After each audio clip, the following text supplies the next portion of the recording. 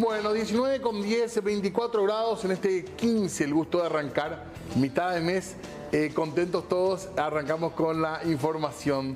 Muchísimo tenemos hoy realmente. ¿Qué tal, Fernanda? ¿Cómo estás? Buenas tardes. Leo, ya el saludo oficial para toda la gente también que se va sumando a esta franja horaria de puntos de vista. Vamos a estar hablando de todo un poco en esta jornada pasada por agua.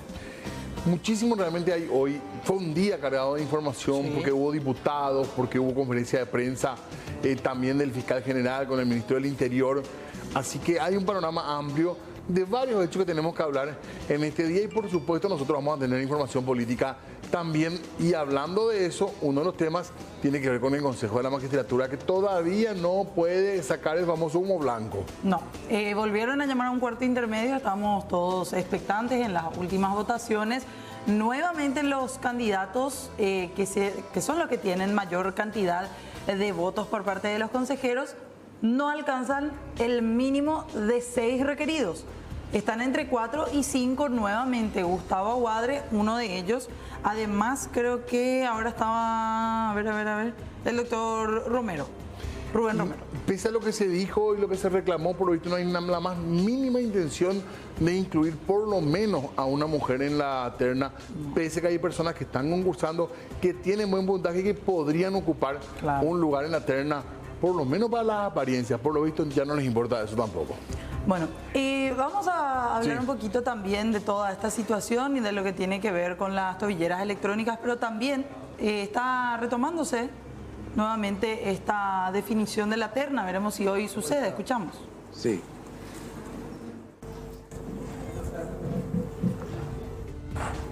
Diputado Roberto González.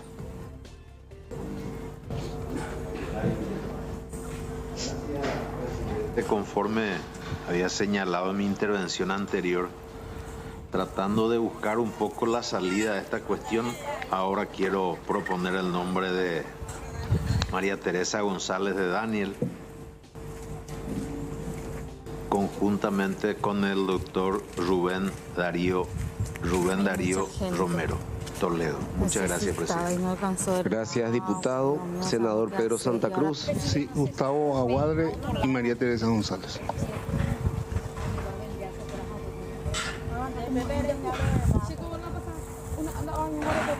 Yo vuelvo a mocionar a la doctora María Teresa González. Considero importante y necesaria una figura femenina. Hay otras que también reúnen, pero en este momento estoy manteniendo mi moción por la doctora María Teresa González. Y también quiero traer a la consideración, mejor dicho, me adhiero a lo considerado al respecto por el doctor Jiménez Rolón y mociono al doctor Eugenio. Perdón, el doctor Eugenio ha mocionado al doctor Gustavo Ocampos. Mi voto en segundo lugar para el doctor Gustavo Ocampos. María Teresa González. Necesitada y no alcanzó el agua, Dios mío, sabemos qué hacer. Y ahora... Doctor Jorge Bogarín.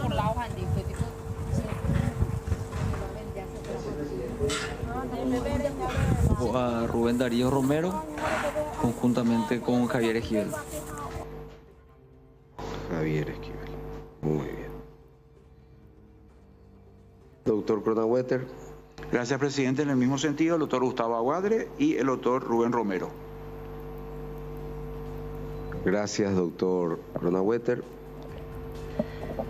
Doctor César Rufinelli. El doctor Rubén Darío Romero y el doctor Javier Esquivel. Gracias, doctor Rufinelli. Doctor Jiménez Rolón. El doctor Gustavo Campos y la doctora María Teresa González de Daniel. Gracias, doctor Jiménez. Doctor Gustavo Miranda. Propongo nuevamente al doctor Javier Esquivel y al doctor Rubén Darío Romero. Muchas gracias. Tenemos prácticamente con una pequeña variación. 4 votos para la doctora María Teresa González, 5 votos para el doctor Rubén Romero, 2 votos para el doctor Gustavo Aguadre, 2 votos para el doctor Gustavo Campos y 3 votos para el doctor Javier Esquivel.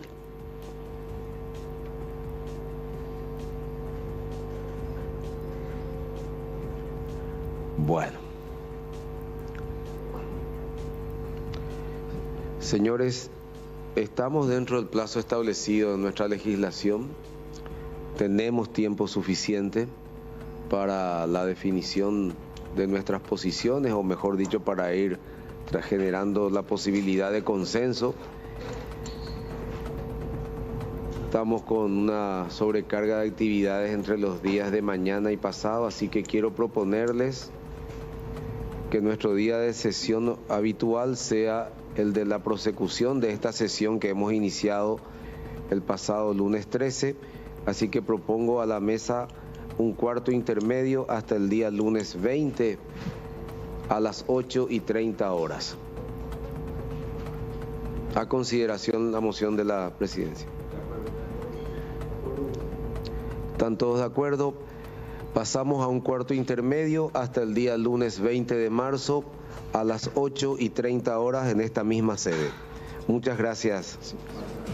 Bueno, ahí está, de vuelta la indefinición, pero para el lunes 20 recién. Sí, por una sobrecarga de trabajo que dicen tener todos los consejeros entre los días de mañana y pasado. Esto ya, yo creo que ya está muy manoseado. Por más de que muchos digan e insistan, incluso el propio presidente del Consejo, que es sano que se haga una elección lenta, que se tome, que se analice cada nombre. El desfile, la danza de los nombres, ya es impresionante la falta de definición. Hoy cuando comenzaba la sesión, decía Pacielo, destacaba como una virtud el tema de que no haya acuerdo, decía, porque a nadie se le bajó línea. En otras palabras, porque nadie está cumpliendo ninguna orden directa. Sin embargo, se prolonga esto y sinceramente, si algo se puede decir que no aporta la transparencia, son estas dilaciones. Porque ¿qué piensa uno? Que va a ser el telefonazo a full. Que necesita va a ser más la presión. tiempo. Sí. Claro. Da la sensación esa. Que se defina en esta semana a uno le daría una mejor espina, por así decir. Sin embargo, ahora, una semana después, a ver si el lunes llegan a tener nombres ya definidos. E incluso con esto y con lo que se puede ver sucesivamente, hay nombres, hay consejeros que pareciera ser cierto lo que muchos denuncian desde otros sectores políticos, que lo que están haciendo no es postular un nombre, sino trabar el proceso, colocando y mocionando, votando por candidatos que no tienen chances. Hoy en esta votación, incluso en la primera que hubo, esta última, desapareció uno de los nombres que sonaba fuerte hasta ayer, que era el de Esteban Kricovich, con fuerte apoyo de la Iglesia Católica y del cartismo, decían. Y apareció el nombre del camarista Gustavo Campos, un juez de trayectoria también, que ya fue, creo, también candidato a la Fiscalía General.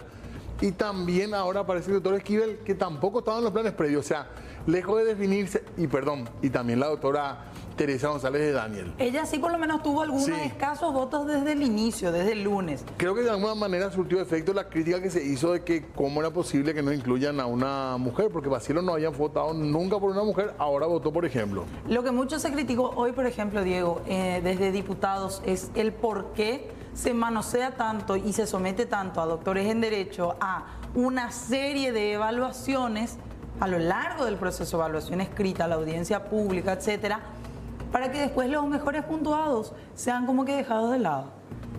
Hoy aparecen nombres que, si bien es cierto, cumplen con los requisitos también, se da el manoseo total. Hay nombres que tenían votos, una mayoría importante desde el inicio, que ahora bajan considerablemente la cantidad de votos. Incluso, por ejemplo, en el caso del doctor Gustavo Campos, había destacado, por ejemplo, el consejero Cronauester, que era un buen perfil para una persona que tiene ya sus años en la magistratura, no tiene grandes críticas en cuanto a la deshonestidad, puede tener por los fallos, por supuesto, críticas, pero decía, su puntaje no está entre los 15 primeros, entonces si yo le pongo me van a criticar. Bueno, hoy apareció su nombre, así que por de pronto no hay de vuelta, no están los nombres todavía para completar la terna, que recordemos tiene un candidato y faltan otros 2 candidatos que necesitan 6 votos en el Consejo por reglamento para poder acceder a la terna. Se empatan aún más. ¿Y quiénes propusieron los nombres de Gustavo Campos? Óscar Pacielo y Eugenio Jiménez Romero. Ahí está. Vamos a escuchar lo que decía ayer, justamente al momento de cerrarse y de llamarse a un nuevo cuarto intermedio que se iba a proseguir recién el día de hoy. Hablaba allí en medio de la transmisión misma, en medio de la sesión del Consejo de la Magistratura, Óscar Pacielo. Él hablaba acerca de justamente esta situación que se da de constantes cuartos intermedios y de la falta de acuerdo o de consenso para llegar a elegir los demás candidatos de la terna. Levantamos el cuarto intermedio.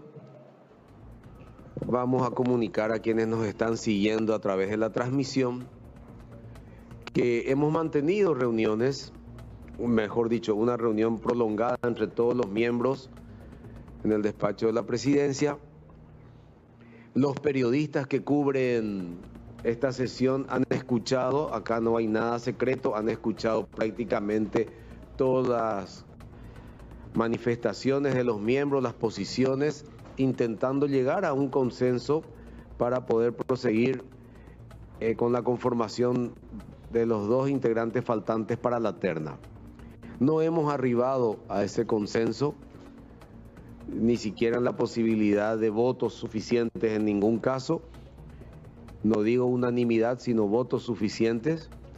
Y ello nos obliga a seguir pensando, seguir trabajando en procura de ese resultado, y por ese motivo los miembros del Consejo de la Magistratura consideran más conveniente pasar a un nuevo cuarto intermedio para mañana, miércoles 15 de marzo a las 17 horas.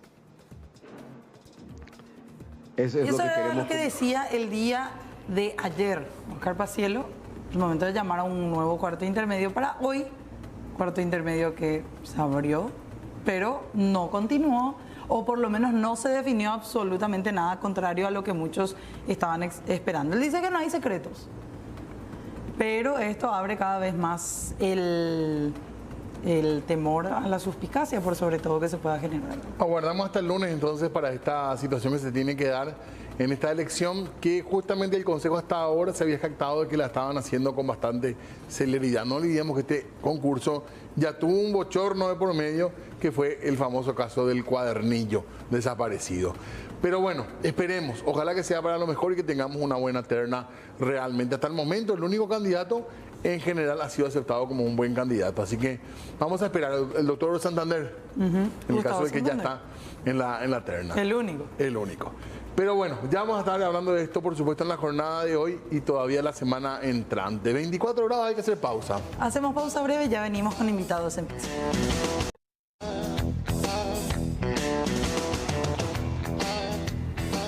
con 27 minutos, esto es Puntos de Vista, hasta las 21 horas, por supuesto, con mucha información de todo tipo, principalmente política, en esta jornada. Exactamente, y ya con invitados también en piso, mirando cada vez más de cerca, Diego, lo que tiene que ver con las elecciones del próximo 30 de abril. Exactamente, y como solemos decir, nuestra idea es también escuchar todas las voces y darle al elector la posibilidad de evaluar a los candidatos. Tenemos voto preferencial, no se olviden de esto, no es el desbloqueo, pero por lo menos poder elegir a uno o a una de tus candidatos, candidatas, y elegirle ahí puntualmente a esa persona. Así que hay que tener información sobre a quién votar y para eso hay que escuchar las voces. Exactamente, por eso ya lo queremos saludar, darle la bienvenida.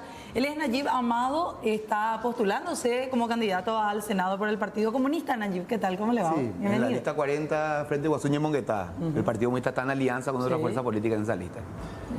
¿Qué tal, Nayib? Gracias por venir antes que nada. Muchísimas gracias a ustedes. Saludos a ustedes, a la teleaudiencia y a las trabajadoras y trabajadores también del canal que hacen posible que podamos encontrarnos a conversar y que esto pueda ser visto por mucha gente. Claro, vos como parte del Partido Comunista también hay un mensaje principal para los trabajadores. Sí. ¿Hay una identificación del trabajador con los partidos de izquierda, con el Partido Comunista en particular, o falta eso, o no hay, eso no se logra eso? Y mira, en nuestro país, durante un tiempo importante, sí hubo una fuerte identificación que fue brutalmente cortada, digamos, a sangre y fuego en la guerra civil del 47. Hasta ese momento el Partido Comunista Paraguayo era hegemónico en un movimiento obrero que tenía mucha fuerza, que tenía una fuerza de masas grande, que los sindicatos movilizaban a miles de trabajadoras y trabajadores. Esa era una realidad de nuestro país, ¿verdad? Que poco se conoce. Con la guerra civil y la derrota del movimiento de liberación de esa guerra civil, que estaba compuesto por el Partido Liberal, el Partido Febrerista, el Partido Comunista, triunfa el natalísimo colorado, se corta, pero violentamente, todo el proceso sindical. El Partido Colorado empieza a ser hegemónico en el movimiento sindical y desde ese tiempo a esta parte se fueron construyendo dirigencias sindicales que contribuyeron al desprestigio y a la desconfianza para el trabajador y la trabajadora. Muchos trabajadores y trabajadoras dicen, ¿por qué voy a irme a un sindicato si son todos lo mismo? Así como se dice en los políticos también. Y se dice con razón, ¿verdad? Porque realmente pues, el sindicalismo paraguayo tiene demasiadas deudas pendientes en la lucha por los derechos de las mayorías trabajadoras. Desde el Partido Comunista estamos haciendo un proceso en los últimos 6 años de recuperación de esa confianza y relacionamiento con la clase trabajadora en el Paraguay.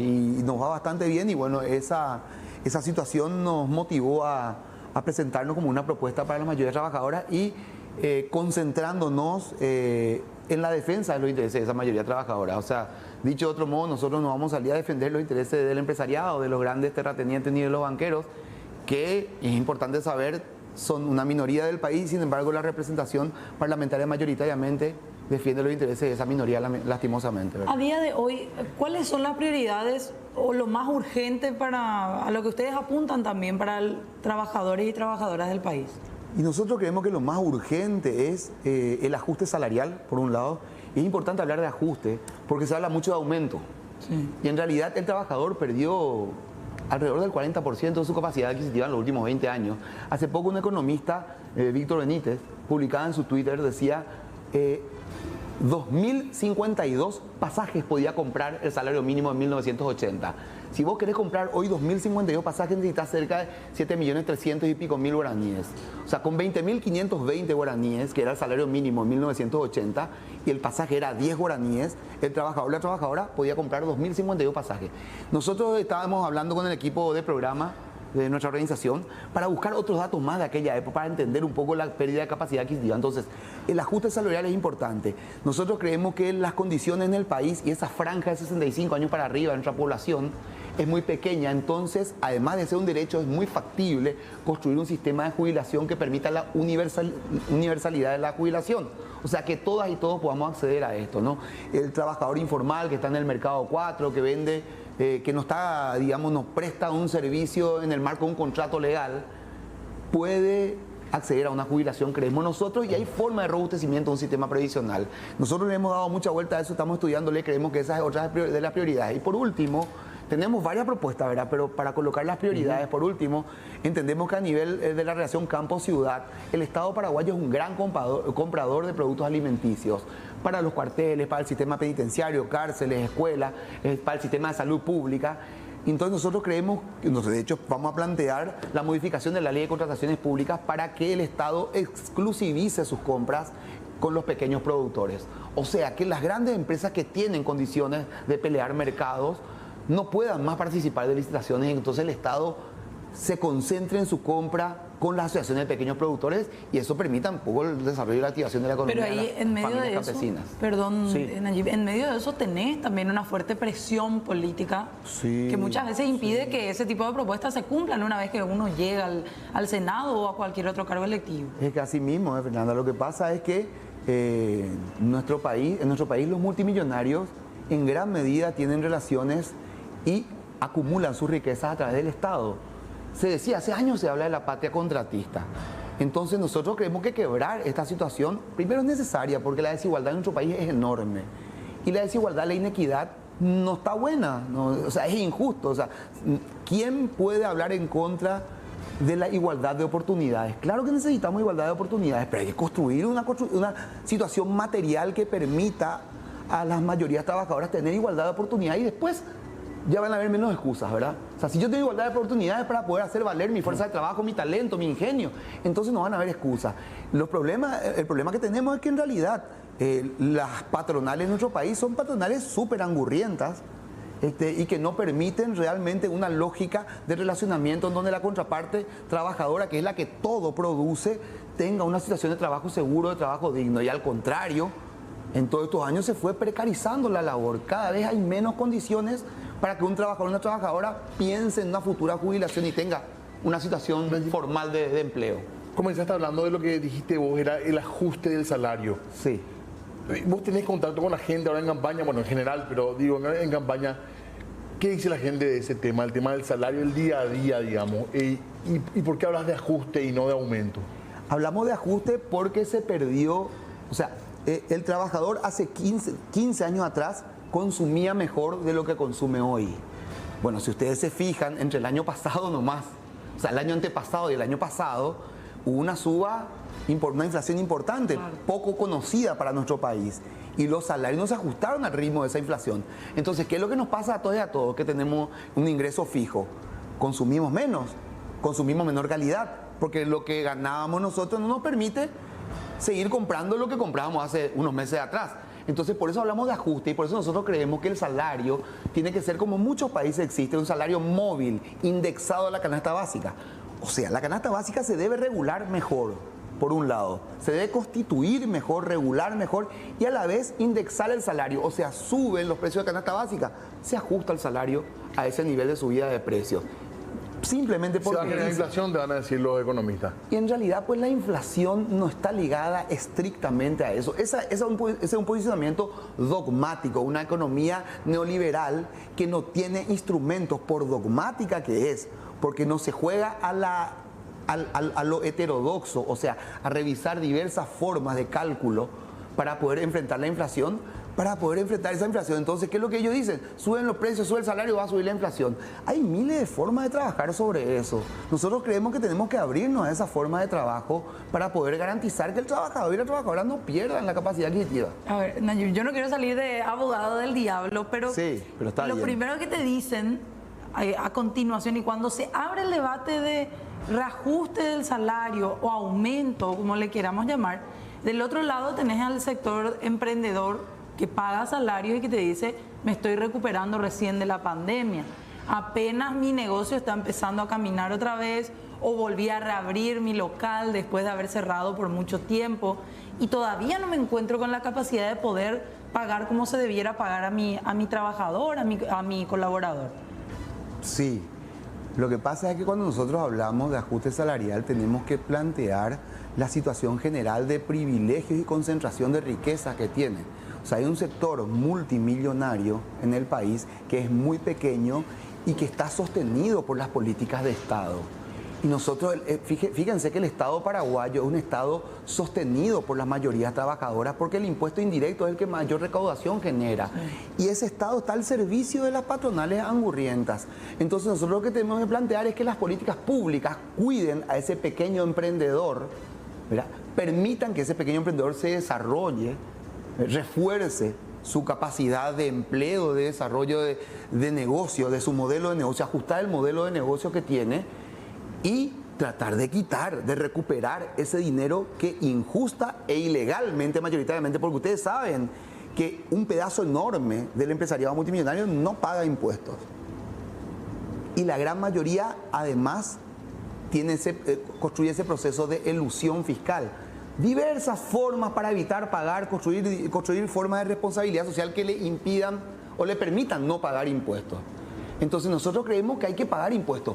Yo voy a ser abogado del diablo, hay que pagar más impuestos. ¿Qué te va a decir el empresario multimillonario? Sin pago más impuestos tengo que cerrar esto. Yo tengo que echar gente. Claro, tenés que cerrar porque no hay políticas públicas que permitan que el país tenga una mayor productividad en términos de labor. ¿Y por qué no hay eso? Porque no hay inversión desde el Estado.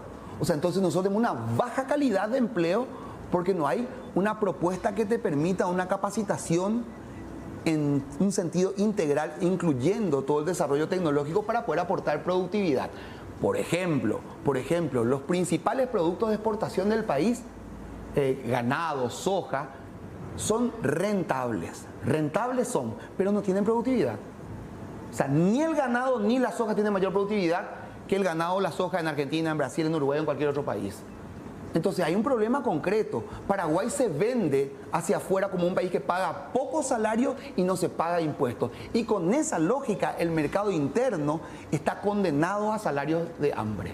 ¿Y por qué no se paga? Porque el que viene a invertir acá no le interesa que nosotros tengamos un mejor salario, porque la gran mayoría de los inversores, las inversiones extranjeras directas vienen a invertir en el Paraguay para poder exportar su producto. Entonces realizan sus capitales, realizan su inversión, su ganancia fuera del país, no le interesa el mercado interno. Ese modelo productivo no nos sirve, no es viable, aumenta la delincuencia, aumenta el desempleo, baja los salarios y nos hace vivir mal. Tenemos que confrontar con eso. ¿Y por qué no se mejora la persecución a los grandes evasores de impuestos y no se mejora la calidad de cómo se utilizan esos impuestos antes que subirlos? Mira, tenemos que mejorar la capacidad de recaudación categóricamente. Tenemos que mejorar toda la cobertura para poder permitir que la labor se ajuste, la labor del trabajador se ajuste al código laboral. Hay un código laboral, no se cumple el código laboral. Ahora, por otro lado, es injusto, no es correcto que el sistema tributario sea regresivo. ¿Qué significa eso? Pagamos más lo que menos ganamos. Eso no es justo. O sea, un sistema democráticamente hablando, un sistema tributario justo, un sistema progresivo. Y ese sistema progresivo no existe en el Paraguay. Entonces, ¿por qué no vamos a pelear por un sistema tributario que sea justo? O sea, ¿por qué vamos a decir, no, vamos a seguir nomás con un sistema tributario injusto que nos condena a las mayorías a vivir como estamos viviendo? Con respecto, perdón, quiero hablar un momento sobre el tema del salario. Sí. ¿Se puede desde el Senado, en términos legislativos, mejorar esta situación del análisis o la suba o el ajuste del salario mínimo? Y del Poder Legislativo se pueden hacer muchas cosas, Diego. Ahora, nosotros no vamos a mentirle a la gente en cuanto a lo que nosotros creemos, ¿verdad? Nosotros no creemos que haya una mayoría en el Senado para poder llevar adelante esos cambios importantes a nivel legislativo y que además se apliquen. Nosotros no creemos eso. Ahora, ¿qué nosotros creemos? Que nuestra voz en el Senado puede reforzar esa necesidad de construir mayor confianza en la fuerza propia de las mayorías trabajadoras. Entonces nosotros decimos que nuestra agenda parlamentaria es una agenda de lucha, una convocatoria a la imaginación, al ingenio, a la unidad de las mayorías trabajadoras para poder juntarnos y pelear por lo que nos corresponde. Porque de hecho nos corresponde. Mira, ¿cómo es posible que quienes todos producimos no tengamos lo que nos merecemos? Nos corresponde. Las patronales no producen nada de lo que existe en nuestro país. El tema transporte están hablando, Nayib, porque es un tema que en el día a día también recogemos muchas quejas de los trabajadores. Sí, bueno, no sé, Diego, vos te acordarás, no quiero decir que tenés mucha edad ya, ¿verdad? Pero más o menos somos contemporáneos. Entonces te acordarás del transporte en los 90. En los 90 había mejor transporte, en Asunción, en serio. O sea, vos te movías mejor a la noche, de madrugada. O sea, el transporte viene en franco deterioro. Nosotros creemos, hay mucho debate al respecto. Una cuestión, y hay mucho debate y tenemos que seguir debatiendo porque uno encuentra una verdad que puede ser equivocada. ¿Qué es lo que nosotros vemos? Que el Paraguay, al no producir petróleo, no tiene condiciones de subsidio de transporte público para tener tarifa baja y alta calidad, como por ejemplo hay acá en la Argentina nomás, ¿verdad? No tiene condiciones de desarrollar esa lógica, porque no es un país productor de petróleo. Pero Paraguay produce una gran cantidad de energía hidroeléctrica, energía limpia, que además te permite un menor nivel de contaminación. Si es que nosotros trabajamos una electrificación de transporte público para tener un transporte público de calidad y con tarifas bajas. Realmente público, digamos. Realmente público. Nosotros discutimos, ahora estamos discutiendo en el equipo de programa, porque nosotros decimos justamente, el transporte público es una clara demostración que el problema no pasa porque una empresa sea privada o pública. El problema pasa por el grado de desarrollo de conciencia de nuestra sociedad, ¿verdad? Para pelear realmente por transparencia, por honestidad, ¿verdad? Por modelos de negocio que sean eficientes, que sean eficaces. Por ahí pasa esto. Hay empresas públicas muy eficientes y eficaces, hay empresas públicas que son muy ineficientes e ineficaces, y también pasa lo mismo en el terreno privado. El caso del transporte público es un ejemplo de que la empresa privada no nos sirve así como están las cosas. Está súper recostada por el Estado, recontra subsidiada. El debate es, ¿estatizamos el transporte público? ¿Verdad? De manera descentralizada. Eso creo que ahí no va a haber debate. O sea, no creo que haya alguien que mínimamente piense y profundice en los cálculos para plantear una estatización total. Una estatización descentralizada significa municipalizaciones del transporte público también, ¿verdad? O trabajamos en una presión de mercado en donde los transportes públicos del Estado, de los municipios, presionen para mejorar la calidad de las empresas privadas que deseen también seguir ofertando ese servicio. En el Uruguay pasa eso un poco, ¿no? Tenés formas cooperativas en transporte público, tenés formas municipales, tenés formas privadas en serio, así como sociedades anónimas. Entonces, lo cierto es que nosotros tenemos que reformar el transporte público porque tampoco nos merecemos Mira, hay una encuesta que se hizo, un trabajo de investigación sobre la movilidad del trabajador. Y hay un montón de datos justamente sobre las horas que pasamos en el transporte público, los trabajadores y las trabajadoras, ¿verdad? Hay trabajadores de 4 o 5 horas arriba de entre ida y vuelta. Hay gente que no duerme, o sea, yo siempre recuerdo porque conocemos gente que trabaja en el Mercado 4, que en serio llega a las 9 de la noche en su casa y se despierta a las 1:30 de la mañana para poder preparar todas sus cosas para poder llegar al mercado a las 5. Sí. Y así vive día a día y realmente no quiero decir que no sea una vida digna porque el trabajo es muy digno, ¿verdad? Pero no, de vuelta, no es justo y es desigual. Y encima son atacados otra vez. Dicen, no, el que quiere, famoso te coloca, el que quiere puede, jodido con el que quiere puede. O sea, ese mensaje es complicado porque es un mensaje que profundiza la frustración del trabajador, que se rompe el lomo para mejorar y dice, quiere decir que yo soy inútil, por eso no puedo. Y en realidad el porcentaje de gente que sobresale siempre es menor. Entonces no hay en nuestro país, objetivamente hablando de igualdad de oportunidades, y nosotros necesitamos transitar hacia ahí para poder hablar de democracia con mayor seriedad. Ver alternativas a lo que es el transporte público convencional al día de hoy, otras alternativas. Sabemos que el Metrobús fue un fracaso, pero por lo menos ver alguna alternativa real impulsada, por ejemplo, desde el Congreso. ¿Hay ya algún trabajo que estén haciendo sobre eso? Ya, hay gente que trabaja mucho, en este caso, los compañeros que están en la lista 40 también, los caneses, el ingeniero Ricardo, Mercedes. Ellos vienen trabajando, venimos trabajando. Yo tuve mucho tiempo también en el equipo, fui el jefe de programa del Frente Guazú ya para el 2013, ¿verdad? Me tocó trabajar para la construcción de lo que se llamó Tapé Guazú, en donde planteamos también ya una modificación. O sea, hay muchas cosas que hacer, tanto en el transporte público como en general. Nosotros solemos insistir que tenemos un montón de propuestas para lo que sería una agenda parlamentaria, pero que además es importante decir que si el Estado, la estructura estatal que opera en el Paraguay sigue teniendo estas características, mucho no vamos a poder hacer. El Estado paraguayo está quebrado, técnicamente quebrado. Ahora tiene que pagar 700 millones de dólares en agosto. ¿Cómo va a hacer para eso? Hay 10.000 millones de dólares con posibilidad de endeudamiento de Itaipú, pero hay que ver si se puede, porque el tratado condiciona muchísimo también. Se tiene que hacer revisiones del tratado. O sea, nosotros tenemos un serio problema porque realmente los gobiernos sucesivos, ¿qué es lo que hicieron? Aprovecharse del Estado para llenarse su bolsillo y los de sus amigos, ¿verdad? O sea, esta figura de la patria contratista, ¿verdad?, del país de los amigos, son todas figuras súper jodidas que van construyendo este desinterés, esta decepción de la ciudadanía respecto a la política, que la colocan como sinónimo de politiquería, y entonces la gente que se mete en política se mete para ganar dinero. Y, perdón, como el tema del tiempo, el tema de salud, por ejemplo, el sistema IPS, ¿crees que es lo mejor hoy para el trabajador? ¿Tenemos que seguir apostando a eso? Tenemos que apostar a una importante auditoría del IPS, porque objetivamente hablando hay mucha corrupción, como hay corrupción en general en nuestro país, ¿verdad? Tenemos que apostar a una auditoría del IPS, a una reforma del sistema previsional, a un robustecimiento del sistema previsional. Es demasiado importante robustecer el sistema previsional y es demasiado importante sacarle a las mayorías trabajadoras de la condición de precarización, porque además, si continúan habiendo una mayoría de trabajadoras y trabajadores en condiciones precarias, se rompe el principio de solidaridad intergeneracional y entonces claro que las cajas de jubilación van a estar vaciándose si los chicas que tienen 20, 22, 23 años están aportando a la caja. Entonces nosotros creemos que hace falta robustecer un sistema previsional, o sea, el sistema previsional, y eso requiere de mucho esfuerzo en términos intelectuales y técnicos porque es complejo. Porque hay diversos criterios también para establecer los tiempos de trabajo para jubilaciones. ¿Y la salud pública con qué idea? Y la salud pública, de vuelta, tenemos que nosotros garantizar la gratuidad, la universalidad de la salud pública, y de vuelta eso requiere de un profundo trabajo de reforma, de ajustes del Ministerio de Salud para poder llegar a tener la cobertura que garantice ese derecho, porque cuando nosotros estamos hablando de salud o de educación hablamos de derecho, hablamos de bienes. Es un derecho y un bien, la salud. La educación es un derecho y un bien. Entonces, mercantilizar salud y educación no es correcto. No es correcto.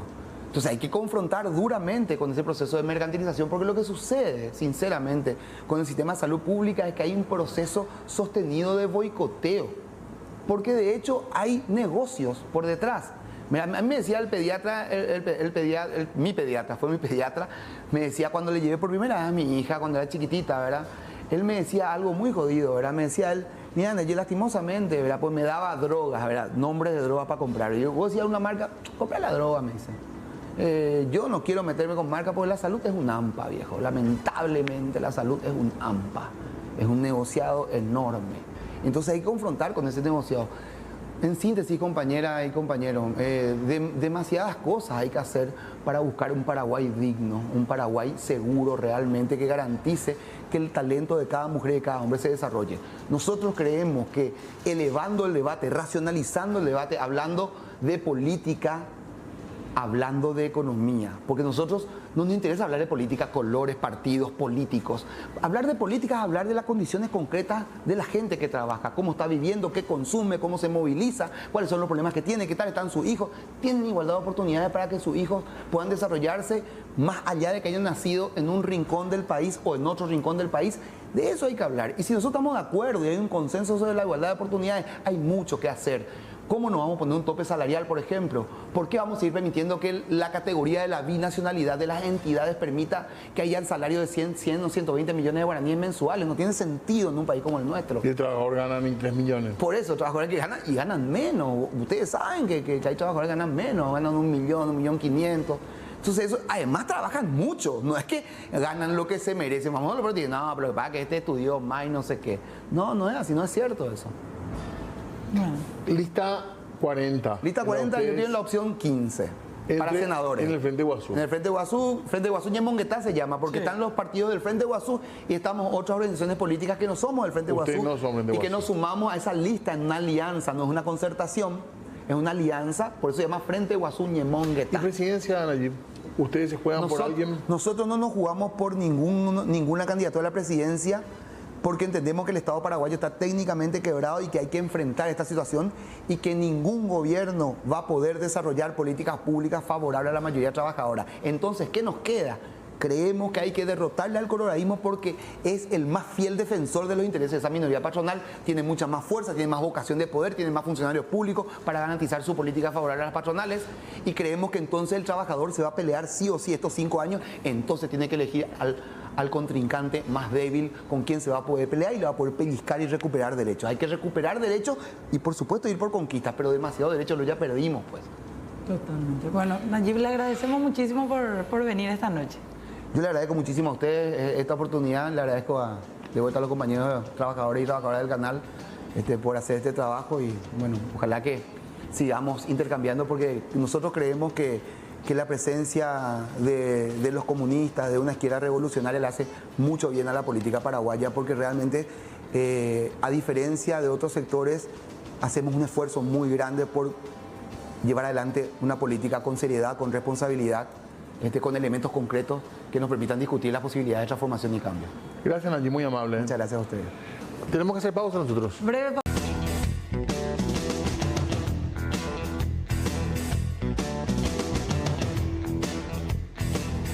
19,58 ya en esta jornada, 24 grados, todavía mucha humedad en el ambiente y varios días con precipitaciones que se anuncian incluso para el fin de semana. Exactamente, y seguimos nosotros aquí en Puntos de Vista abordando varios temas, entre ellos propuestas también que daban bastante de qué hablar por parte de los candidatos. Así que gracias a toda la gente que se comunica con nosotros también opinando por redes sociales, a través de nuestra línea de WhatsApp también. Siempre agradecemos que la gente participe y nos dé también su punto de vista sobre las cuestiones que planteamos acá en la mesa. Exactamente, y ya queremos saludar a nuestra siguiente invitada. Nos acompaña en esta noche Janine Barreto, ella es coordinadora general del colectivo de estudiantes por la psicología científica. ¿Qué tal, Janine? ¿Cómo te va? ¿Qué tal? ¿Cómo están? Bienvenida. Muy bien.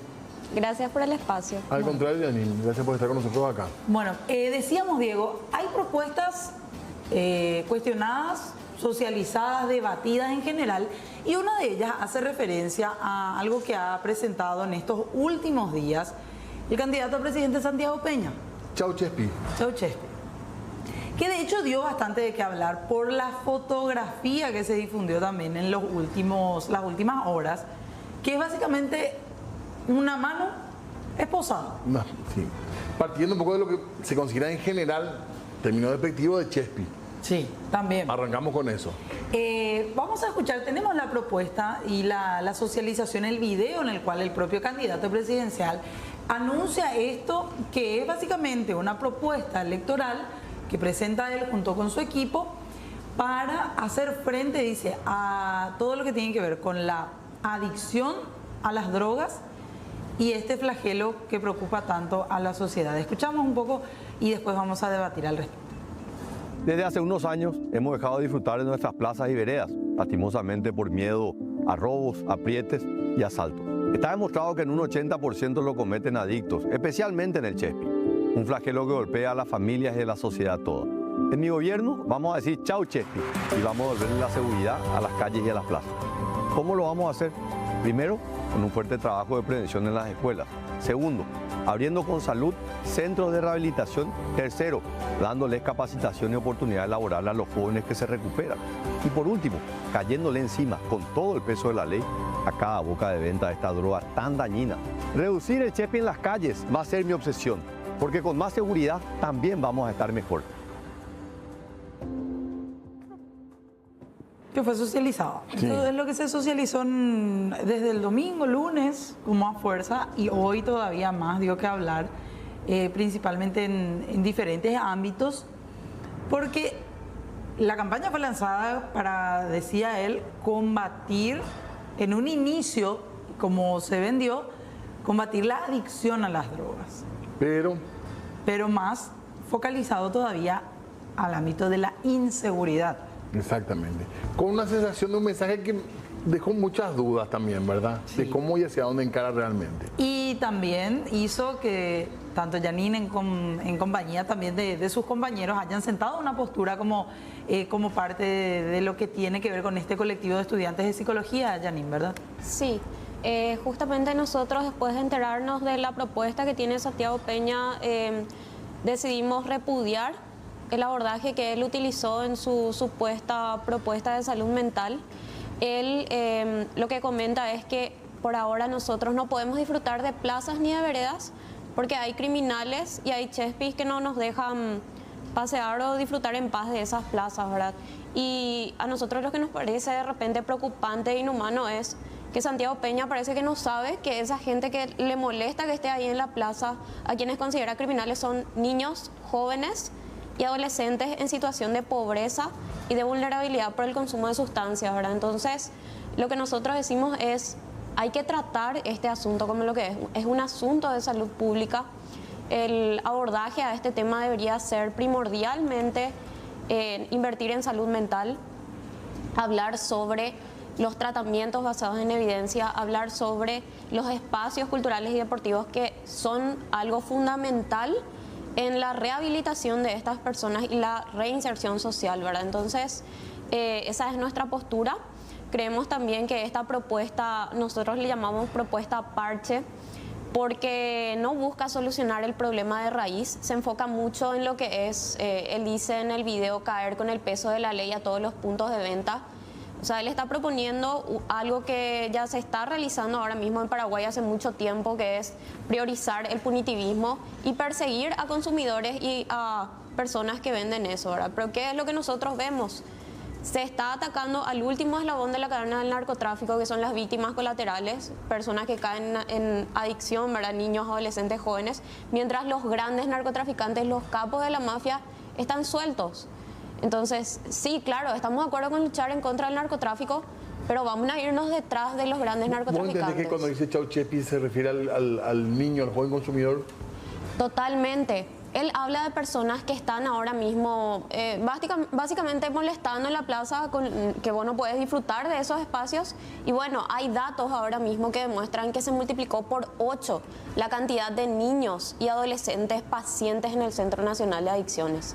El presidente de la Sociedad de Psiquiatría Paraguaya estuvo hablando de eso. Hay cerca de 300 pacientes adolescentes por año, ¿verdad? Entonces, no solamente vamos a hablar de que esto tiene que ver con criminales, que sí o sí el que consume te roba. No, vamos a irnos a un trasfondo. Estas personas tienen nombre, tienen edad, tienen historia.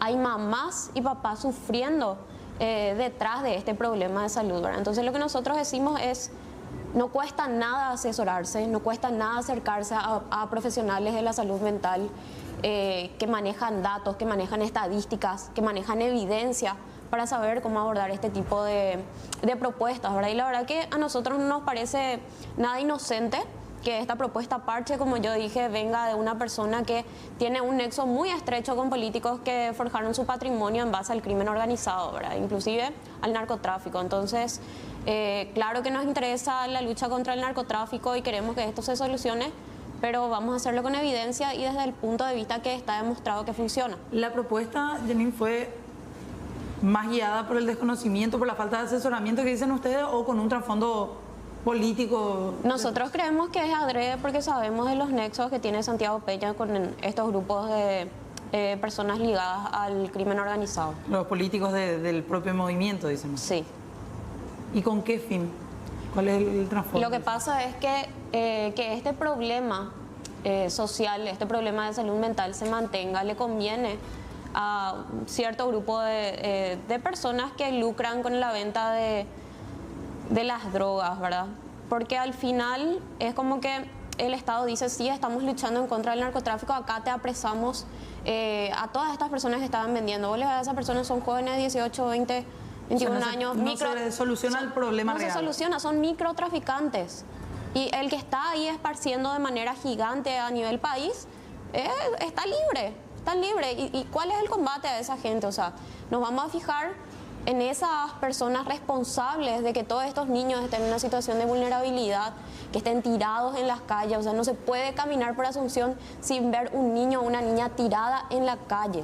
Y no alcanzan tampoco las políticas públicas que hasta ahora han sido muy flojas y pocas también en cuanto a cantidad. Claro, eso también es algo que nosotros y nosotras dijimos justamente en el comunicado, lo que tiene que ver con nuestra propuesta, que vos no podés presentar una propuesta de salud mental y principalmente relacionar un problema de salud mental con la criminalización, con que todos los que consumen son criminales. ¿Por qué?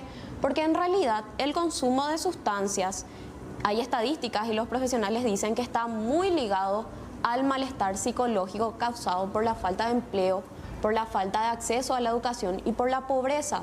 O sea, en otras palabras, hay personas que se encuentran consumiendo ahora sustancias para poder aliviar el malestar emocional que conlleva vivir en este país. O sea, que conlleva vivir en un país con una cifra de desigualdad muy alta, ¿verdad? Entonces, es un trasfondo de salud pública que tiene que ver con la desigualdad social y también tiene que ver con que Paraguay es uno de los países con menor inversión en salud mental.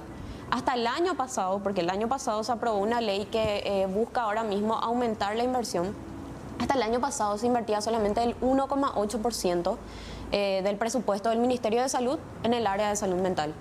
Entonces, Paraguay ahora mismo se encuentra en el primer país de Sudamérica con mayor índice de depresión. Hay cerca de 500 suicidios por año. Entonces, ¿qué estamos haciendo nosotros por nuestros jóvenes que se están suicidando?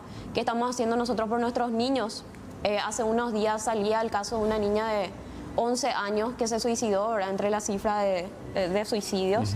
Entonces, hay que tratar este problema como lo que es. Tiene muchísimas aristas, tiene un trasfondo gigante, es un problema complejo y en gran parte tiene que ver con la inversión en salud mental. Pero también hablaba él de la posibilidad de abrir más centros de rehabilitación, por ejemplo, para los Claro, él hablaba de eso, pero no era el enfoque principal. Su enfoque principal, como vos mal lo dijiste, la portada de lo que es su propuesta es una persona con las manos esposadas. Y en la primera parte del video, en gran parte del video, sale hablando de la molestia que genera verle a esas personas en las plazas y de que hay un 80% de crímenes cometidos por personas adictas al chespi. Eso es un dato inchequeable. No está chequeado ese dato. Ese dato. Realmente no hay no necesito una fuente ni nada por el estilo para sostener eso, ¿no? No hay una fuente. Entonces, ¿en qué contribuye que él llame criminales a las personas que consumen? Contribuye a la estigmatización de la salud mental. Porque eso la gente ve y dice, bueno, estos son los criminales, no quieren luego salir de eso. Entonces, ¿para qué lo que vamos a hacer nosotros? ¿Para qué lo que vamos a invertir en ayudarle a esa gente? Si son criminales, si no quieren recuperarse. Y ahí también nosotros decimos esto porque sabemos, tenemos conocidos, yo creo que todos tenemos algún conocido que está pasando por un problema de consumo de sustancias porque la cifra es muy alta. Hace unos días en la Cámara de Diputados se aprobó un proyecto de ley que busca aprobar ¿cómo se dice? Una ley de emergencia por adicciones, ¿verdad? Entonces, yo sé que cada uno de nosotros ha de conocer a alguna persona por lo menos que tiene este problema de consumo, ¿verdad? Y no es fácil salir de eso. O sea, ¿qué te dice la evidencia? Una persona que tiene un problema de consumo, que continúa consumiendo, no lo hace porque quiere. En realidad lo hace porque hay una necesidad fisiológica de seguir consumiendo para reducir la ansiedad. Esa necesidad fisiológica de consumir y esa ansiedad se llama síndrome de abstinencia. Entonces, ¿qué es lo que se hace en un tratamiento clínico, verdad? Lo que se hace es tratar de reemplazar esta conducta adictiva por una conducta que genere bienestar en la persona. O sea, en vez de centrar su atención en el consumo de esa sustancia, que comienza a hacer deportes, que comienza a hacer un tema cultural, que comienza a pintar. Pero ¿cuál es lo que es el problema y por qué es tan difícil que la gente pueda salir de eso? Hay 52 camas nomás en el Centro Nacional de Adicciones. Hay un solo centro en todo el país para más de 7 millones de personas. Hay solo un centro, ¿entendés? Con estas 52 camas, no hay espacios culturales, no hay espacios en donde la gente se pueda ir a hacer, o sea, que tengan mucha inversión así en el apoyo de incentivar los deportes, o sea, es muy difícil porque se necesitan todos estos complementos para que la persona salga de ese problema de consumo, ¿verdad? Entonces, otra cosa también que es muy fundamental es entender que el tratamiento no funciona si no hay un acompañamiento emocional de los seres queridos. Pueden ser amigos o puede ser familia. ¿Y qué es lo grave? Que este estigma de salud mental, en donde la mayoría piensa, bueno, mi hijo es un criminal, que yo le voy a seguir teniendo acá en mi casa porque me roban las cosas, no quiere mejorar, que se vaya nomás, y le echan. Eso también dicen los especialistas. Por el estigma y el prejuicio, hay niños y adolescentes que están siendo echados de sus casas. Entonces, ¿de qué manera ellos se van a recuperar si uno de los aspectos fundamentales para que se recupere es el apoyo de los seres queridos? Y ustedes como colectivo de estudiantes, ¿qué proponen? Si hay que hacer un acompañamiento a este tipo de propuestas políticas, ¿cuál es la manera correcta de focalizar el problema de la adicción entonces? Está ya demostrado que en países que priorizaron el punitivismo antes no funcionó. En Paraguay, como comenté, se sigue haciendo y las cifras son contundentes, aumentan los casos de consumo. Entonces nosotros decimos, se tiene que invertir en salud mental. La ley, ahora hay un marco legal que nos puede ayudar porque busca aumentar a 13 millones de dólares. Esa plata se puede utilizar para construir más unidades de salud mental en hospitales regionales, no hay suficientes. Eso es fundamental porque la mayoría de los profesionales solamente están en lugares así tipo capitalinos. Entonces, no hay luego un lugar donde se puedan ir a tratar de salir de ese problema, para comenzar, en todo el país.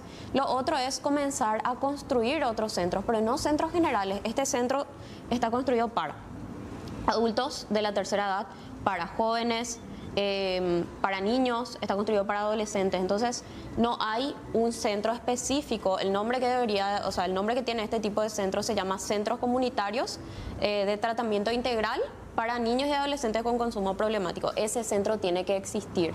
En Paraguay no hay ahora mismo. Entonces, ¿cuál es la manera correcta en la que Peña tiene que abordar esto? Como lo que es.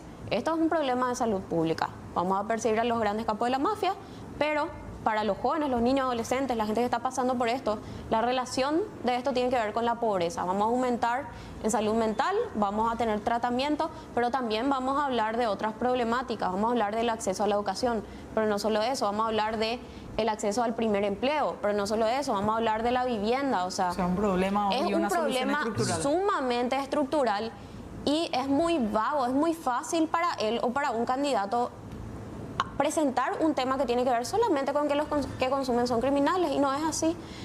Hay gente que sí delinque, pero ¿por qué delinque? Hay una situación de abstinencia que mencioné, son personas que no tienen dinero, necesitan consumir por esa necesidad fisiológica. Ya no es más una cuestión de querer, no es más una cuestión de que deciden hacer, necesitan hacer eso. Y en algún momento habrá que plantear también el gran cambio de enfoque a una política que solamente trajo más droga, más crimen y más fracaso, que realmente en algún momento habrá que hacer esto. Así que muy interesante, Janine, te agradecemos mucho tu opinión sobre este tema y que sirva para más debate. Así que gracias por estar con nosotros. Dale, muchísimas gracias a ustedes. Muy amable. Hacemos pausa, ya venimos.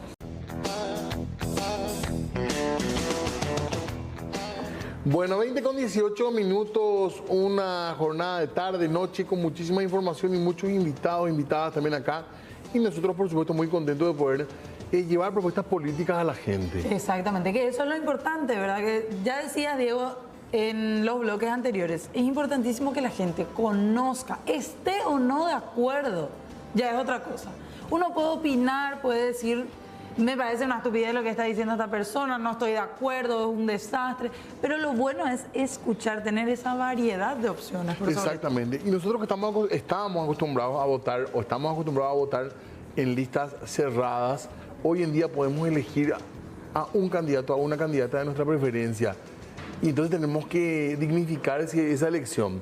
Sí. O sea, respetarnos a nosotros mismos y buscar a alguien que realmente coincidamos, que tenga propuestas que nos parecen interesantes y ahí nuestro voto. Y por sobre todo, Diego, antes de saludar nada más a la invitada, también es importante escuchar las propuestas para que después de las elecciones, si estas personas llegan al cargo, poder evaluar qué fue lo que dijo antes de las elecciones y si gana y si ingresa a un cargo electivo, cumple realmente con lo que dijo que iban a hacer sus propuestas. Por eso la saludamos, no le hacemos alusión directa a esto que estábamos diciendo ahora. Todavía. Pero estamos en compañía de Crista Rivas, ella es candidata a diputada por Central por parte del partido Patria Querida. Crista, ¿qué tal? ¿Cómo te va? Así es, ¿cómo está Fernando, a Diego y a toda la audiencia de Puntos de Vista? Así es, soy candidata a diputada por Central, lista 8, opción 1, color celeste de Patria Querida. ¿Y ya tenés experiencia previa en elecciones o en cargo? Perdón que tú te demos, Crista, pero no, esa es la idea, ¿verdad?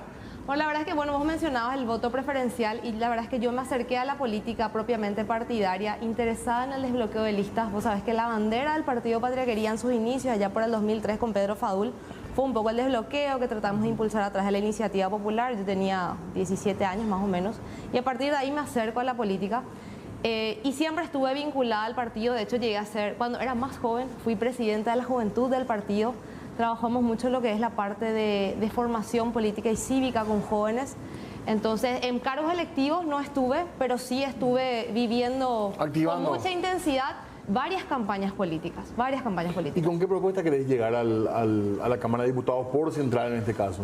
Bueno, yo me enfoco en 3 ejes principales. Uno tiene que ver con la igualdad real de oportunidades, primero entre hombres y mujeres. El primer proyecto que quiero impulsar tiene que ver con los permisos de maternidad y paternidad, que hoy, obviamente, por la naturaleza de proteger la lactancia materna exclusiva, está muy enfocado a la madre, pero por todo el cambio en cuanto a las tareas laborales de padres y madres, creo que ese permiso debe tener la posibilidad de ser compartido, flexible y complementario, de manera que si una mamá quiere volver al trabajo antes de los más o menos 4 meses, que es lo que dura el permiso, pueda hacerlo y que el padre tenga la posibilidad de quedarse en la casa a cuidar del niño y generar algo súper importante que tiene que ver con la salud mental también, que es el vínculo y el apego, ¿verdad? No estamos diciendo que vamos a cortarle el permiso a la madre, sino abrir la posibilidad de que el padre, si quiere, o la pareja, matrimonio, lo que sea, si quiere hacerlo de esa manera, pueda. Y eso tiene que ver también un poco con cambiar todo lo que gira en torno a la mujer en el ámbito laboral, que tiene que ver con que el cuidado de la casa, del cuidado de los hijos recae mucho sobre los hombros de las mujeres.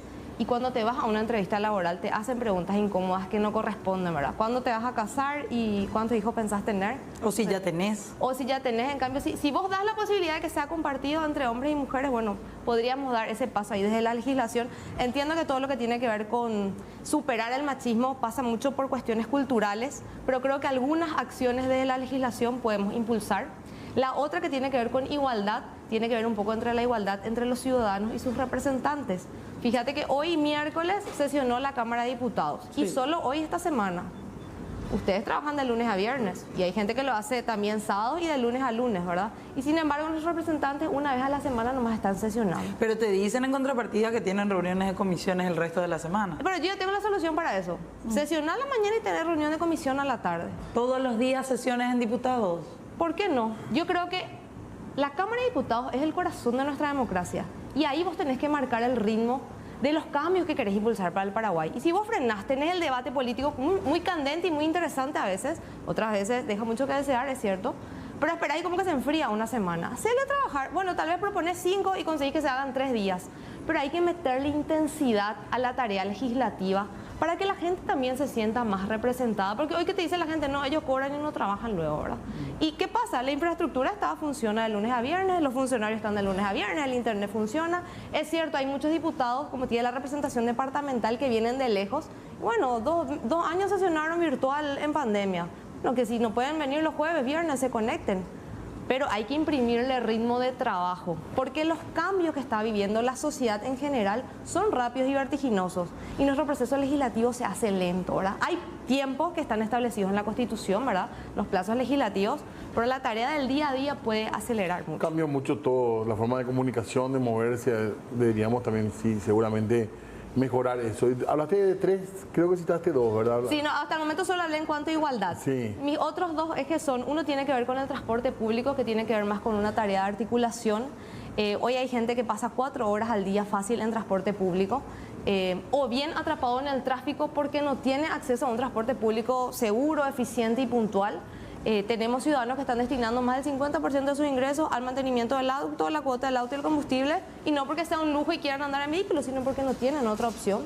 Después tenemos el problema de las motocicletas, que está generando un montón de personas con lesiones, a veces permanentes, por el desorden que genera, y la verdad es que eso solo podemos solucionar con un transporte público eficiente. Creo que lo que pasó con el Metrobús no puede volver a pasar. Alguien de Obras Públicas debería enviarle por lo menos una nota de disculpas, al menos a los frentistas que fueron afectados, y buscar soluciones. El Metrobús, el tren de cercanías, impulsarlo, porque esa es una demanda urgente y demasiado incide en la calidad de vida de la gente. Eso hace que los padres puedan estar más tiempo con los hijos, que los jóvenes tengan la posibilidad de estudiar, que uno pueda salir a recrearse, ¿verdad? Hoy vos estás en tu casa y estás medio preso, ¿verdad? Pues, primero, la inseguridad en la calle, y segundo, no tenés un transporte público que te conecte. Y el otro proyecto está enfocado a jóvenes, a la universidad. Creo que Paraguay tiene demandas en cuanto a educación urgentes. Yo me quiero enfocar en la educación universitaria, quiero trabajar un sistema de becas que sea previsible para los jóvenes, porque hoy tenés como varias becas aisladas y te cambian las condiciones. ¿Y qué pasa? Está totalmente desconectada la educación media del mundo universitario. Los jóvenes hoy llegan al probatorio de la universidad y ven cosas que nunca vieron en el colegio. Sí. La forma del examen de ingreso nunca la vieron en el colegio, y parece que todo lo que hicieron en el colegio no sirvió de nada, y en el cursillo empezás a aprender de cero. Eso no tiene que ser así. Un joven a los 15 años ya tiene que saber que si tiene un promedio 5 tiene más posibilidades de acceder a becas, ¿verdad? Y también las becas o el costo de la universidad, sobre todo la universidad pública, no es la matrícula y el derecho a examen nomás. Mucha gente viene del interior, necesita vivienda, alimentación, los libros. Tecnología.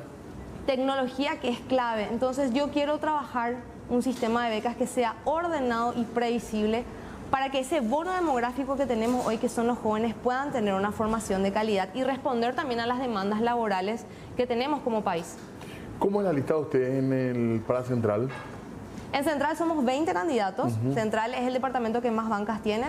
Tengo compañeros de lista muy buenos. La número 2 de mi lista es la doctora Vivi Santander, una profesional del área de medicina. Hay jóvenes que están en la lista que están militando en el partido desde hace años, como el caso de Alejo Ventura. Tenemos un concejal departamental también que se está candidatando, que es Miguel Villagra. Es una lista muy interesante, muy rica. Y en tu caso, ¿te juegas, Crista, por el tema de la concertación también?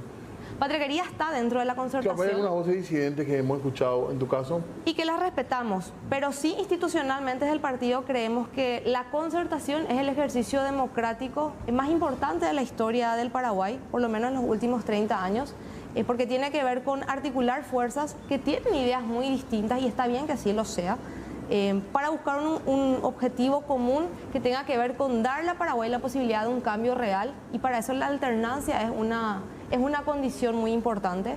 Y como te digo, es un ejercicio democrático que tenemos que hacer todos, y que además lo que tenemos del otro lado en la ANR nunca lo tuvieron, ¿verdad? O sea, muchos critican a la concertación, pero ahí tampoco es que están de acuerdo en todos los puntos, ¿verdad? A veces es un partido que juega a ser oposición y gobierno al mismo tiempo. Entonces creo que es un ejercicio de madurez muy importante de la oposición, y Patriquería forma parte de esto, respetando las voces distintas, ¿verdad? Decías, y para ir cerrando, Crista, Lo que tiene que ver con el tema del transporte público, vimos el fallido caso del Metrobús. Hasta ahora mencionan, no hay ningún tipo de seguimiento en la investigación. ¿Cómo ven ustedes un poco esa figura también dentro de lo penal? En tu caso en particular como candidata, teniendo en cuenta estos movimientos nuevos, fiscal general nuevo, etcétera. No, ahí hay una tarea pendiente de la justicia que obviamente no pasa por lo legislativo, claro, que ojalá haga lo suyo. Pero mientras el Ejecutivo y también el Legislativo tienen que estar articulando y buscando soluciones. No pueden volver a pasar 5 años para que veamos qué vamos a hacer para que la gente que entra de Central Asunción todos los días pueda hacerlo con un transporte público de calidad. Y también hay un tema con respecto a transporte público que tiene que ver con toda la economía nocturna, el sector gastronómico. El otro día tuvimos una reunión con el sector gastronómico, mozos, cocineros y gente que trabaja en el sector. Sale a la 1 de la mañana, tiene que esperar hasta las 4:30 de la mañana el bus.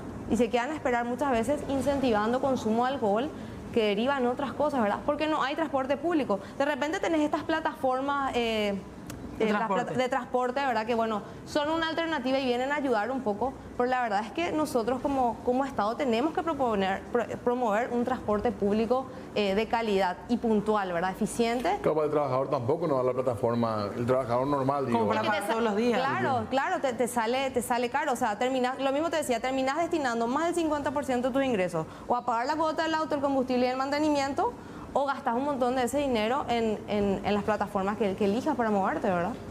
Bien, gusto conocer la propuesta, Crista, y bueno, estaba para el electorado de Central también, que ya te escuchó y seguirá escuchando seguramente las propuestas que tienen que hacer desde Patria Querida para las próximas elecciones, que ya llegan, ya se nos vienen. Así que, Crista, te agradecemos mucho por estar aquí presente esta noche. Muchísimas gracias a ustedes por el espacio e invitarle a la audiencia de que preparen ya en su calendario. El 30 de abril es una cita que no podemos desperdiciar, todos acudir a las urnas y elegir a nuestras autoridades.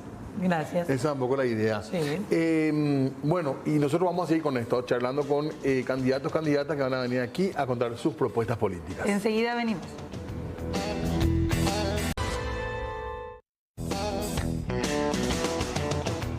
Seguimos hablando de política y escuchando propuestas como les comentábamos. Y en ese sentido, Ricardo Estigarribia, que es candidato a la gobernación de Central, también ha hecho propuestas. En el recorrido de los 19 distritos hemos escuchado muchas necesidades del departamento, en el cual hemos entresacado y hemos priorizado 10 propuestas de todo lo que hemos escuchado. En base a gestión no quiero que tengan dudas porque todo lo que han visto ha sido 70% de gestión municipal, porque el presupuesto de la Municipalidad de Villa Elisa está en el 7º o 8º lugar del Departamento Central. Todo lo que hemos hecho lo hemos hecho con recursos municipales directamente, sí, en base a gestión, en el cual hemos conseguido todas las obras que han visto. Quiero que sepan que con amor he hecho el trabajo dentro de Villa Elisa. Me crié en Villa Elisa, entré en la escuela, en el colegio en la ciudad de Villa Elisa, trabajé en Villa Elisa y de la misma manera vengo a presentarme hoy que soy un auténtico centralino y que el progreso a partir del 15 de agosto no se va a detener en el Departamento Central. La propuesta número 1 es prácticamente la más solicitada dentro del departamento a nivel país, que es la generación de empleo. Donde llegás, la gente no tiene oportunidades de trabajo, no tiene oportunidad laboral y tampoco tiene oportunidades de estudiar. En nuestra propuesta está la generación de empleo y también está la capacitación de mandos medios para la gente que no tiene posibilidad de entrar en una facultad. Tenemos muchas acciones en las cuales queremos tomar la gobernación del Departamento Central y con ayuda acá del señor presidente Efraín Alegre, yo sé que vamos a combatir, vamos a reducir la inseguridad en el departamento y en el país. Nosotros vamos a acompañar la propuesta del presidente Efraín Alegre, en el cual a partir del 15 de agosto, el 16 de agosto, todos los hospitales vuelvan a contar con medicamentos y la atención sea una prioridad para cualquier ciudadano y para cualquier compatriota. Nuestro compromiso con los productores es el acompañamiento, no solamente Intendente Diego y vamos a entregarle pala y vamos a entregarle media sombra. Vamos a entregarle esas herramientas, pero vamos a darle un seguimiento para que puedan vender y ganar dinero también como corresponde. Y mi compromiso el otro día con J. Augusto Saldívar es que en esa zona se instale prácticamente la Secretaría de Desarrollo Social, que estén entre ellos, porque la Secretaría de Desarrollo Social está en la gobernación, pero no sabe las necesidades en las ciudades donde tenemos producción. Entonces, a los productores les vamos a dar un apoyo muy importante de la gobernación, y cuando Efraín, también eso del Ministerio de Agricultura, también vamos a acompañarle a todos los productores del Departamento Central, que es la puerta de la capital del país. Entonces tenemos que acompañarle a esos productores sacrificados y humildes que cada día están trabajando para el pan de cada día. Bueno, muy bien. Escuchamos propuestas y vamos a seguir hablando de estos temas, por supuesto, toda la semana. Fer, tenemos invitado de vuelta en piso para hablar también de un tema muy delicado vinculado a la justicia. Y a un clan bastante conocido, el de Ramón González Daer, que todavía tiene un poco sus aristas que no se han tocado, que aparentemente no se han investigado, pero para más detalles ya lo saludamos aquí en piso al abogado Federico Campos López Moreira. ¿Qué tal, doctor? ¿Cómo le va? Buenas noches a vos, a Diego, a toda la audiencia. Bueno, doctor, tenemos unas denuncias que queríamos escuchar que tienen que ver con un esquema vinculado todavía al clan González Daer. ¿No terminó el clan? Diego, audiencia, gente... En Paraguay todavía la justicia no existe, pero va existiendo. Está dejando de ser una entelequia, un plotter que nos vendían. Le matamos de quebranto a Drácula, Óscar González Daer. Repito, le matamos de quebranto. Le encerramos al otro Drácula, que va a salir en el año 2037, va a salir. Ramón González Daer. Uno era el que prestaba dinero a tasas de intereses usurarios y con garantías excesivas, como dice el artículo 193 del Código Penal, el 107 de la Constitución y el artículo 8 del Pacto de San José de Costa Rica. Se burlaba. ¿Y quién le favorecía y le protegía desde el Consejo de la Magistratura y desde la Cámara de Senadores? Óscar, el muerto. ¿Ok? El vivo, que lo encerramos, el Drácula encerrado, Ramón González Daer, ¿verdad? Sigue en la cárcel, y la otra vez vino a un programa acá a decir, y ustedes le llamaron al ministro, qué importante que son ustedes la prensa, ¿verdad? Le llamaron al ministro de Justicia en otro programa que no era ustedes, y el ministro de Justicia se comprometió a quitarle el celular, porque él sigue cobrando, sigue apretando. Bueno, le matamos a Drácula, le encerramos al otro Drácula, pero los vampiros siguen. Y pregúntame, Diego, ¿quiénes son los vampiros? ¿Quiénes son? Bueno, Iván Balbuena Ruiz Díaz. Voy a decir quién es este personaje, y si me estás mirando, Iván, se te avisó. Se te avisó y se te avisó. Y lo que se avisa se cumple. Aunque tu mamá sea jueza, es el hijo de una jueza protegida por el doctor Fretes. ¿Quién es la jueza, doctor? Luz Marlene Ruiz Díaz. Doctora, atajaste, según me informaron en Fiscalía, un allanamiento a tu casa porque tu hijo dio esa dirección. Iván Balbuena, perdón, Diego, es a quien estamos viendo allí en imágenes. Iván Balbuena Ruiz Díaz, hay una foto más linda, esa. Ahí está abrazado con Oleñic de Fin Plus, con Ramón González Daer. Me gustaría que de producción ponga la foto esa. Abogado del foro, digamos. Iván Balbuena. Sí. Es un apretador del foro. ¿Qué hace? ¿Por qué decimos que es reclutador? Bueno, él trabaja, esto... Voy a explicar cómo es y quiero que la audiencia entienda bien qué importante que es que esté cayendo el sistema, ¿verdad? Los vampiros. Este es el primer vampiro. Después vamos por fiscales y jueces que trabajaban para ellos. Él no trabaja solo.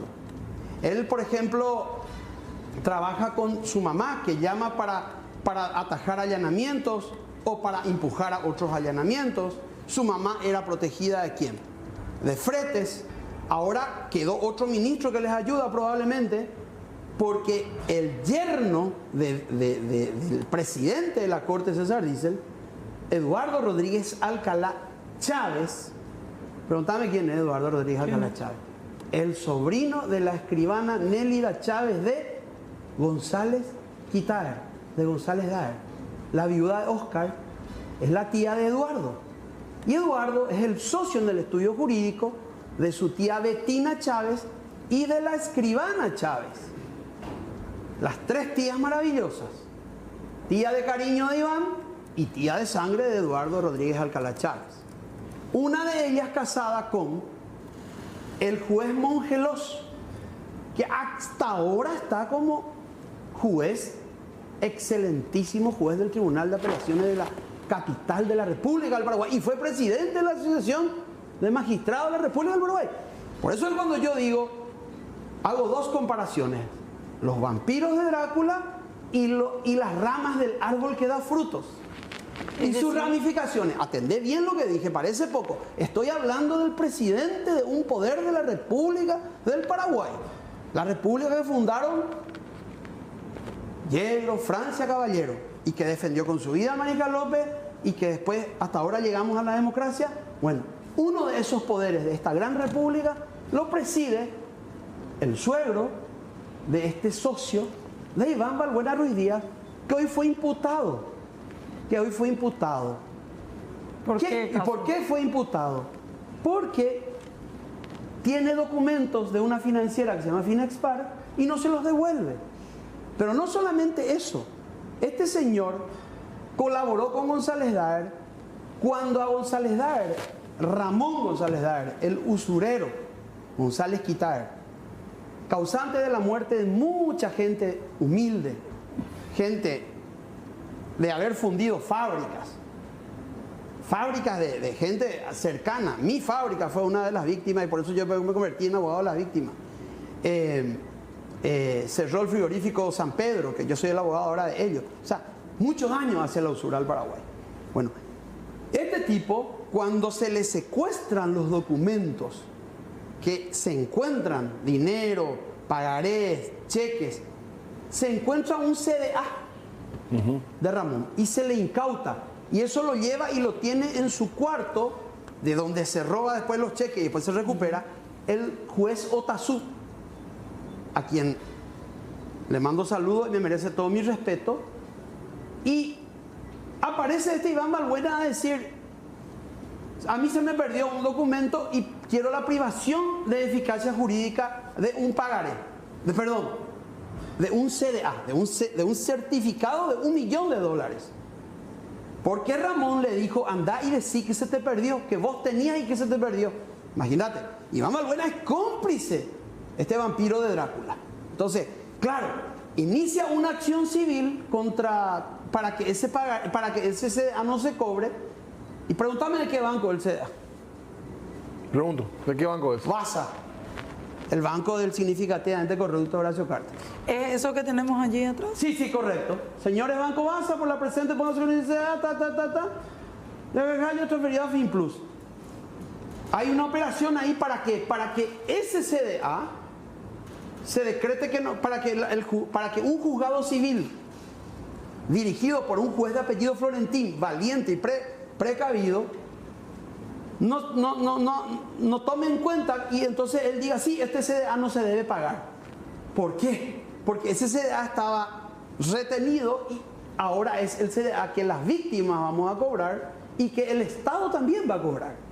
Y para no pagarle al Estado y la víctima, aparece Iván diciendo: no, ese no es de Ramón, ese Ramón ya me vendió a mí.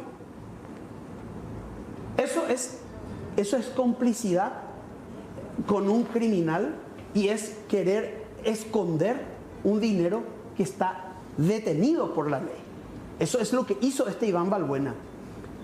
Y lo grave acá, lo gravísimo acá, es que está libre. Hace poco se le agarró a esa chica de la camioneta, ¿verdad? Sí, la auxiliar fiscal. La auxiliar fiscal, que yo como abogado siempre digo presunción de inocencia hasta que se demuestre lo contrario. Ella está diciendo que era su papá, que esto, que lo otro, bueno, listo. Pero esto de Iván Balbuena es muchísimo más grave.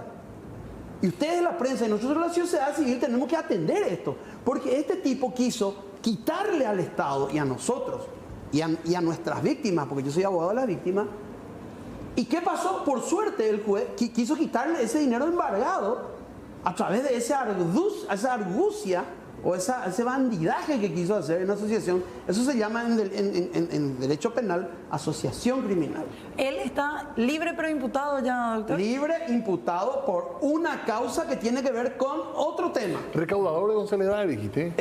Primero era el prestador de González Daer. González Daer le decía: che, anda por prestarle a estos liberteños que tienen plata a Marín y poca eso, prestarle dinero. Entonces venía y: che, Marín, acá tenés esto. Era comercial y a la vez era cobrador. ¿Ok?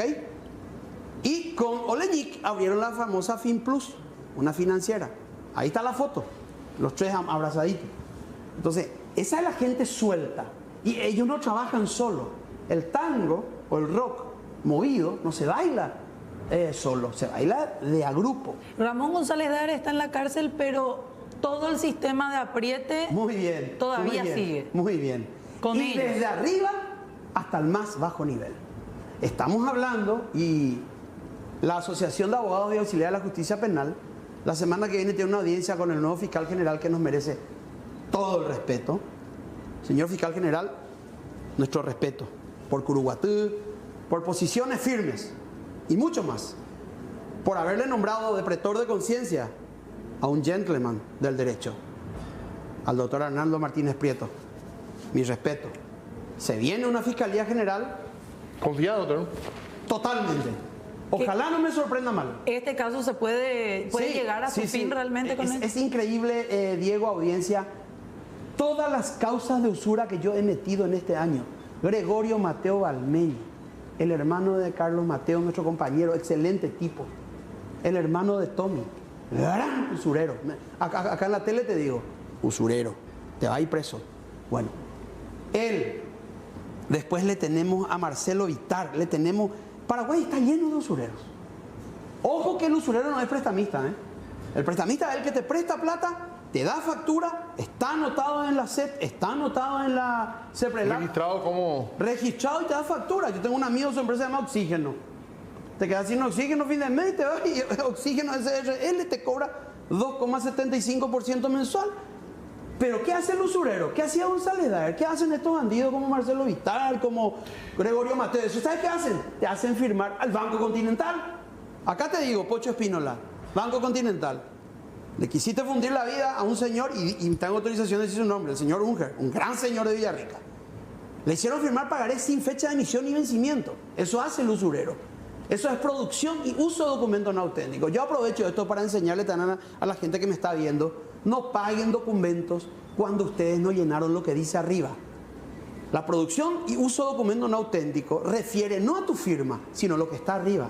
No es lo mismo, Diego Marini, que vos me digas: Fede, yo cobro del 1 al 5, por favor mete este pagaré o este cheque el 3.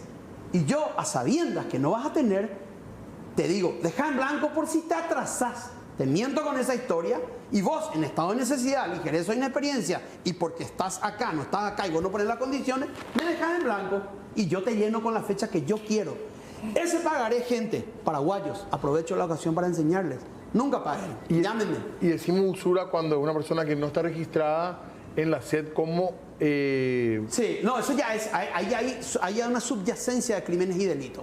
La usura se comete en dos acciones: uno, en un interés desmedido, y dos, en un exceso de garantía.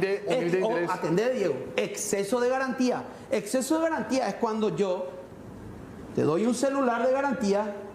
O sea, a ver, vos me pedís 100.000, vos me pedís 100.000 y yo te digo, dame tu teléfono que sale 1 millón.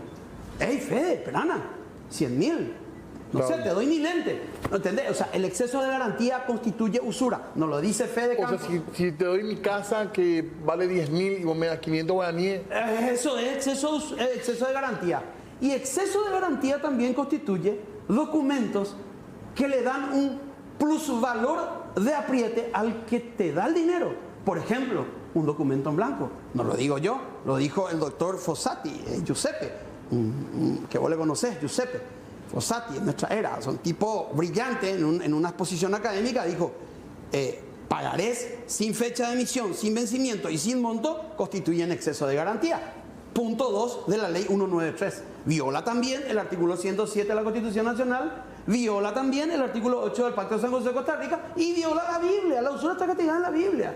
Bueno, y todavía la Biblia, doctor, no importa, pero para los que creen en Dios en la Biblia, para los que no creen en Dios... No, para el delincuente, yo creo que no importa la Biblia. El artículo 107... No, Ramón González Dare le tenía... Diego, Pablo Escobar le rezaba al niño Jesús de Atocha.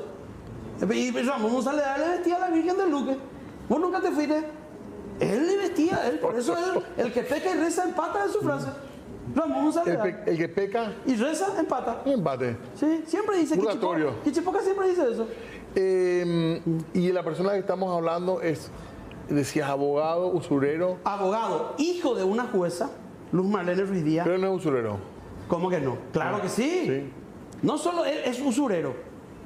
¿Sabe qué hizo este señor? A los nietos y tataranietos de Rodolfito López, el teniente de infantería Rodolfito López, que heredó una estancia por ser excombatiente de la guerra del Chaco, le quitaron su estancia. ¿Quién le ayudó? Pregúntame. ¿Quién le ayudó? Su mamá, Luz Marlene Ruiz Díaz.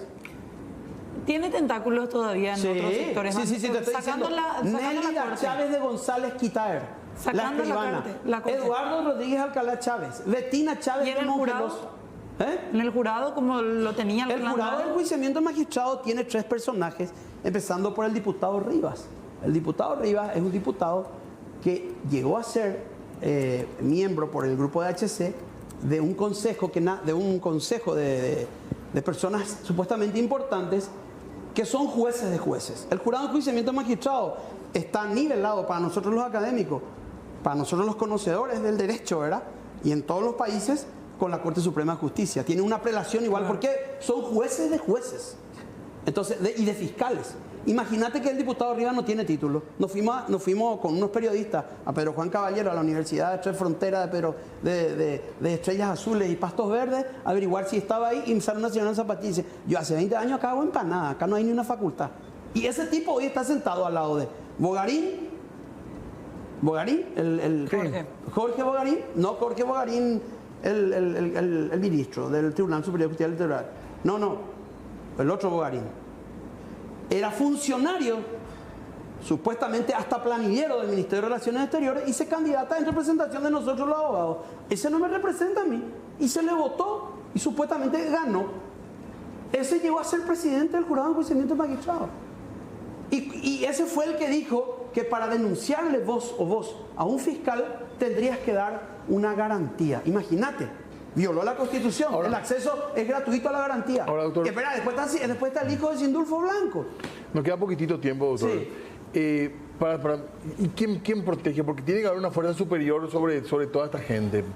Que les proteja. Claro, un abogado, si no tiene protección fuerte, no puede llegar a manejar el poder y los tentáculos que vos estás diciendo. ¿Quién está detrás de todo esto si González Daer está preso? ¿Por qué tiene protección todavía? Y, hermano, ahí te di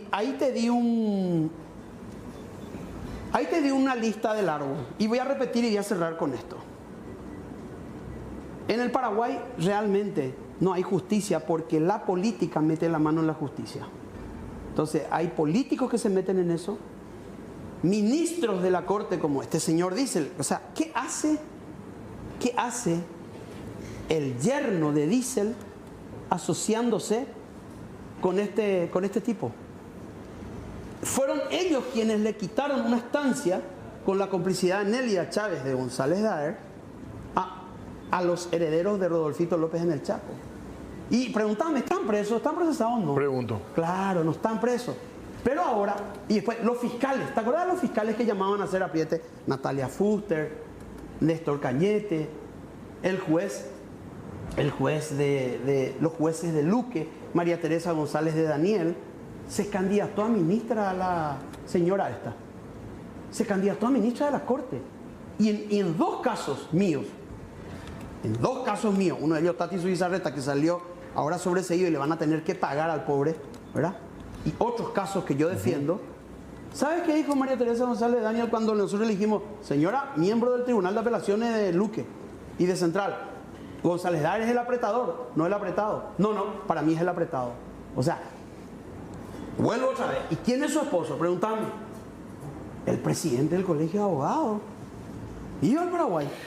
Doctor, no tenemos más tiempo, pero bueno, nos quedó... Quiero hacer una reflexión. Sí, nos quedó corto todo. Quiero hacer una reflexión y con esto me voy.